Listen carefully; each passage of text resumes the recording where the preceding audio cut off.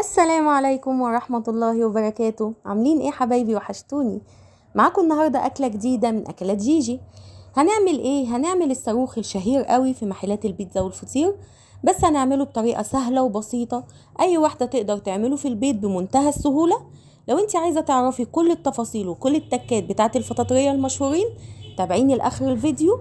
ولو انت أول مرة تشوفيني وتدخلي على قناتي، ما تنسيش تدوسي اشتراك وتفعلي الجرس علشان يوصلك كل جديد، وعلشان نبقى مع بعض نخلي بيتنا يبقى أحلى بيت في الدنيا مع جيجي. ويلا بينا نبدأ.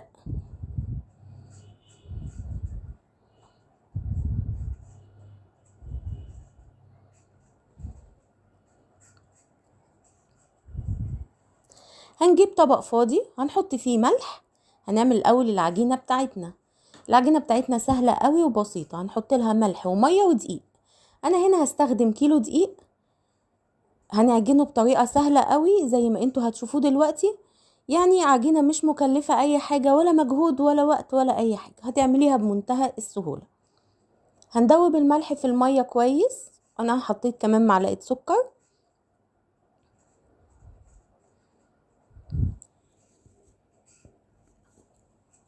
وهنحط دقيق، أنا هنا مستخدمة كيلو دقيق. هنعجنه كويس لحد ما تبقى العجينة حلوة مش ملزقة وفي نفس الوقت مش ناشفة زي ما انتوا هتشوفوها دلوقتي. عايزة اقول لكم ان الصاروخ دوت هيتعمل في البيت بمنتهى السهولة وبطريقة سهلة جدا. انت هتقدري تعمليه ومش هتشتري حاجة من بره تاني خلاص. وهيعجبكم كمان طعمه قوي، واولادك كمان هيحبوا شكله وهيحبوا كمان طعمه.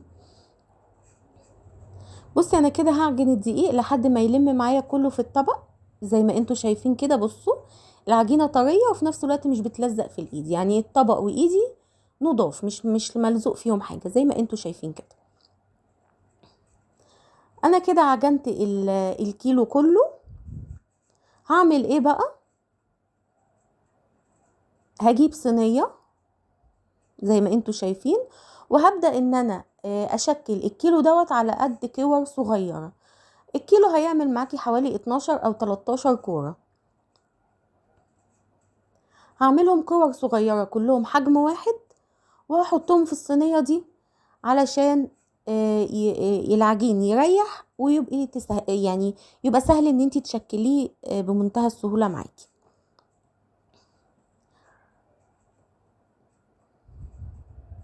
عايزة اقول لكم ان انا الصاروخ ده انا هعمله حشوات كلها كانت موجودة عندي في البيت. يعني انا كنت عاملة فضلة خيركم كده صينية جلاش باللحمة، فانا فوضت ما حطيتش اللحمة المفرومة كلها، فوضت حتة حطيتها في الفريزر. فاكرين البيتزا اللي احنا كنا عاملينها مع بعض بشاورما الفراخ والباربيكيو؟ برضو كان فايض حبة حطاهم في الفريزر. فكده انا طلعت كل الحشوات اللي فايضة عندي دي وعملت بيهم الصاروخ اللي انتوا هتشوفوه دلوقتي. عايزة اقول لكم مش مكلف خالص، ولا مجهود ولا وقت ولا فلوس ولا اي حاجة خالص، هتعملوه بمنتهى السهولة. زي ما انتوا شايفين انا بعمل كده كور اهو. انا عملت العجينة كلها، طلعوا معايا 12. همسك كل واحدة وادهنها بالزيت كده كويس علشان لما اسيب العجين يريح ما يلزقش في بعضه. هدهنه كله بالزيت واغطيه كويس بكياس من بتاعة التلاجة بتاعتي، وهسيبه يرتاح حوالي ساعة علشان يبقى سهل معاكي الفرد.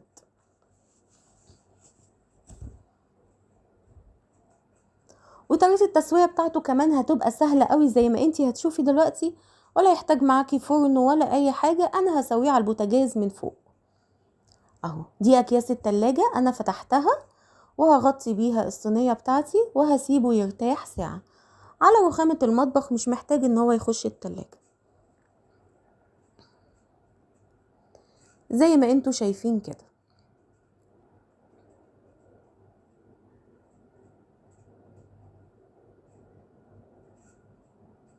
تمام، هسيبه بقى يرتاح ساعة ونرجع نشوف هنعمل ايه مع بعض.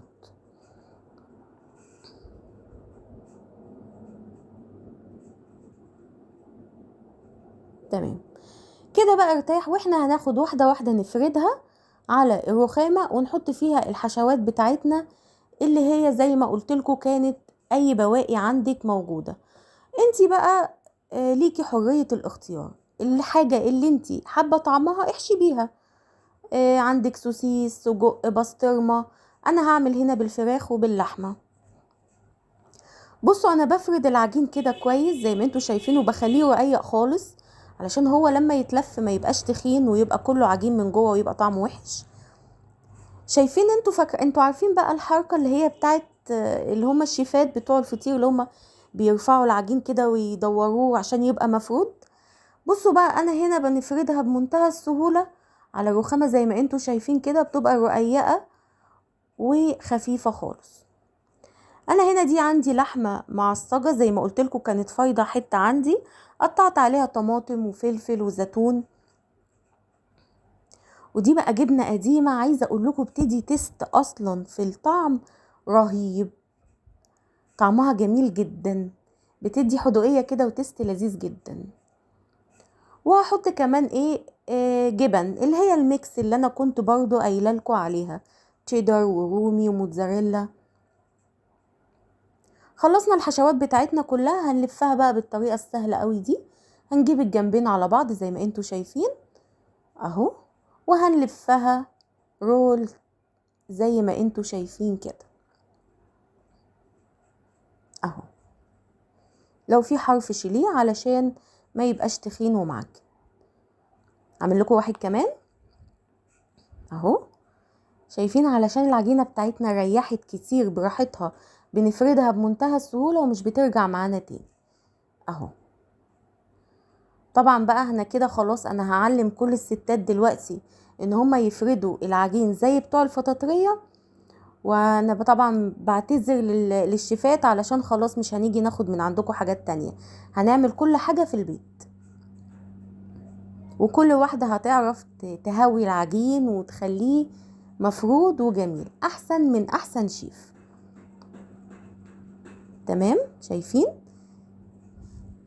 شايفين بقت مفرودة ورقيقة قوي ازاي. الله، ايه يا جيجي الجمال ده. دي بقى انا هعملها بالفراخ.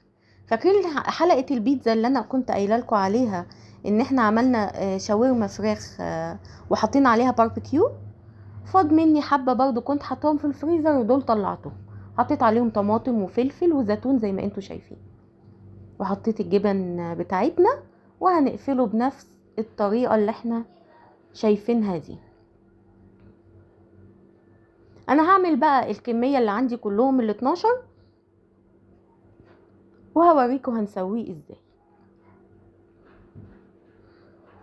هنا الجريل بتاعنا انا حاطه فيه زبدة وزيت، وحاطه الرول بتاعي على الجريل زي ما انتوا شايفين، وكل جنب يستوي انا هفضل اقلب فيه يمين وشمال لحد ما كله يستوي اهو. الناحية دي استوت، انا قلبته علشان الناحية التانية تستوي. الله، يامي يامي كده كله استوى. شايفين الشكل الجميل والطعم، عايزة اقول لكم روعة. عايزة اقول لكم لو عجبكم الفيديو ما تنسوش تدوسوا لايك وجربوا الطريقة دي وقولوا لي رأيكم ايه، اولادكم هيحبوها جدا. بصوا جميلة جدا جدا جدا والشكل روعة. لو عجبكم الفيديو ما تنسوش تدوسوا لايك، واشوفكم على خير في فيديو جديد من فيديوهات جيجي، والسلام عليكم ورحمة الله.